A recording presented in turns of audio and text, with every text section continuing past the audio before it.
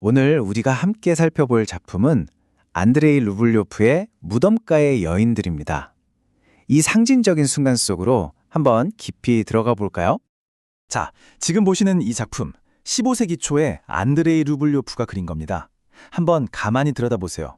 이 고요함, 인물들의 표정이나 몸짓, 이 부드러운 색감, 뭔가 평온해 보이는데 이 뒤에는 정말 엄청난 이야기가 숨어 있거든요. 바로 이 질문, 이게 오늘 이야기의 핵심입니다. 이 여인들은 대체 무슨 놀라운 소식을 들은 걸까요? 이 표정 좀 보세요. 슬픔이 경이로움으로 바뀌는 바로 그 찰나. 도대체 뭘 보고 뭘 들었길래 이런 표정을 짓게 된 걸까요? 그 답을 찾으려면 먼저 이 그림 속 인물들이 누구인지, 그리고 왜 이 무덤가에 왔는지부터 알아봐야겠죠. 바로 몰약을 들고 온 여인들의 이야기로 들어가 보겠습니다.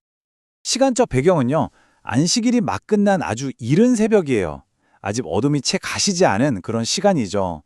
이 여인들은 정말 무거운 슬픔을 안고 한 걸음 한 걸음 옮기고 있는 겁니다.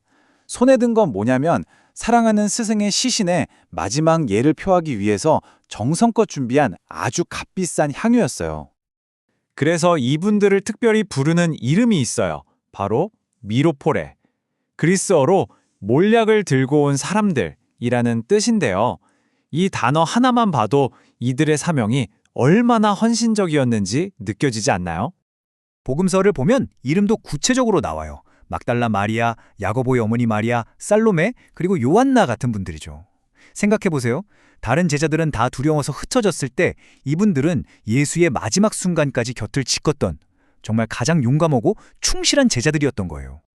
그런데 그렇게 무덤에 도착했는데 그들이 기다리고 있던 건 텅 빈 무덤이었습니다. 상상해보세요. 그 깊은 슬픔과 혼란을. 이 요한복음 9절이 당시 그들의 절망적인 마음을 정말 생생하게 보여주는 것 같아요. 바로 그 절망의 밑바닥에서 이야기의 흐름을 180도 뒤집어버리는 아주 극적인 사건이 터집니다. 바로 신성한 존재, 천사와의 만남이죠. 자, 여기서 되게 재미있는 부분이 있어요. 이 신성한 만남에 대한 묘사가 복음서마다 조금씩 다르다는 거예요. 마태복음에서는 번개 같은 모습의 천사라고 하고 마가복음은 그냥 흰옷 입은 청년, 누가복음은 아예 찬란한 옷을 입은 두 사람이라고 하거든요. 핵심 메시지는 똑같은데 그 경이로운 순간을 각기 다른 시선으로 기록했다는 점이 정말 흥미롭죠? 그러니까 이 천사의 등장은 그냥 누가 나타났다 이런 수준이 아니에요. 이건 신의 권능이 직접적으로 드러나는 신의 현현 그 자체였던 겁니다. 오죽하면 천사가 나타나기 전에 땅이 흔들리고 그 무덤을 지키던 파수꾼들이 공포에 질려 쓰러질 정도였으니까요. 정말 어마어마한 사건이었던 거죠. 그리고 바로 그 천사가 인류 역사를 통째로 바꿔놓은 메시지를 전합니다. 놀라지 말라. 그가 살아나셨고 여기 계시지 아니하니라. 바로 이 한마디에 여인들의 세계가, 아니 우리 인류의 역사가 완전히 뒤바뀌게 되는 겁니다. 가장 깊은 슬픔이 가장 눈부신 희망으로 바뀌는 바로 그 순간이에요. 자, 이렇게 극적인 이야기가 어떻게 수백 년 동안 기독교 예술에서 가장 중요한 주제 중 하나, 그러니까 이콘으로 그려지게 됐을까요? 그 과정을 한번 따라가 보죠. 여기를 보시면 그 흐름이 딱 보입니다. 초기 기독교 미술에서부터 이 주제가 나타나기 시작해서요.